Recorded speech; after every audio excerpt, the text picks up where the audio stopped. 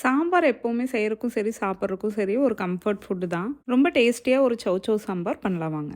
ஒரு குக்கர்ல 1 கப் துவரம் பருப்பை நல்லா கிளீன் பண்ணி எடுத்து வச்சுக்கோங்க. அதில் 3 பல் பூண்டு தட்டி சேர்த்துக்கலாம். கொஞ்சமா சீரகம், கொஞ்சமா மஞ்சள் தூள் இது எல்லாத்தையும் சேர்த்துட்டு 3 விசில் விட்டு எடுத்து வச்சிருங்க. பருப்பு வந்து ரொம்ப குழஞ்சு வெந்துடக்கூடாது. இந்த அளவுக்கு இருக்கணும். ஏன்னா நம்ம திரும்பவும் காய் கூட போட்டு வேக வைக்க போறோம். இப்போ சாம்பார் கலந்து வைக்கிறதுக்காக ஒரு பேன் ஹீட் பண்ணிட்டு அதில் எண்ணெய் சேர்த்துட்டு கடுகு, சீரகம், வரமிளகாய் சேர்த்துக்கோங்க. கடுகு பொரிஞ்சதும் அதில் பூண்டு, பச்சை மிளகாய், பொடியாக நறுக்குன வெங்காயம் சேர்த்துக்கலாம்.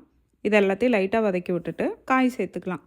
சௌசௌ வந்து எப்போவுமே கொஞ்சம் பெரிய பெரிய பீஸாக இருக்கணும். அப்போ தான் நல்லாயிருக்கும் சாம்பாரில் சேர்த்து சாப்பிட்றதுக்கு. இது எல்லாமே சேர்த்துட்டு நல்லா வதக்கி விட்டுட்டு இது கூட தக்காளி வந்து சேர்த்துக்கலாம். நான் வந்து இன்றைக்கி 2 மீடியம் சைஸ் தக்காளி எடுத்துகிட்டு அதை இந்த மாதிரி நறுக்கி சேர்த்துருக்கேன். இது கூடவே தேவையான அளவுக்கு உப்பு, மஞ்சள் தூள் சேர்த்துக்கலாம். இதையும் லைட்டாக வதக்கி விட்டுட்டு மூடி போட்டு ஒரு 2 நிமிஷம் வேக வைக்கலாம். தக்காளி, காய் எல்லாமே வந்து நல்லா சாஃப்ட் ஆகணும். இந்த அளவுக்கு இருக்கணும்.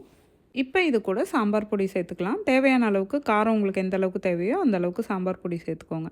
திரும்ப இது எல்லாத்தையுமே கலந்து விட்டுட்டு தேவையான அளவுக்கு தண்ணி சேர்த்துட்டு இந்த காயை வந்து வேக வச்சிடலாம். இது வந்து மூடி போட்டு வேக வச்சிடலாம். ஒரு 7லேருந்து 8 நிமிஷம் வெந்தாலே வந்து சௌசௌ நல்லா வெந்துடும். காய் வந்து நல்லா சாஃப்டாக வெந்துருச்சான்னு செக் பண்ணிவிட்டு இப்போ வந்து நம்ம வேக வச்சோம் இல்லைங்களா, அந்த பருப்பை வந்து சேர்த்துடலாம். கூட வந்து கொஞ்சமாக புளி தண்ணி சேர்த்துக்கலாம். அதுக்கப்புறமா 1 டீஸ்பூன் அளவுக்கு மாங்காய் பொடி, ட்ரை மேங்கோ பவுடர் அதையும் சேர்த்துட்டிங்கன்னா நல்லா வாசனையாக நல்லாயிருக்கும். அது கூடவே கொத்தமல்லி, கருவேப்பிலை சேர்த்துட்டு ஒரு 2 நிமிஷம் திரும்ப கொதிக்க விட்டு எடுத்தால் சூப்பராக சௌசௌ சாம்பார் ரெடி.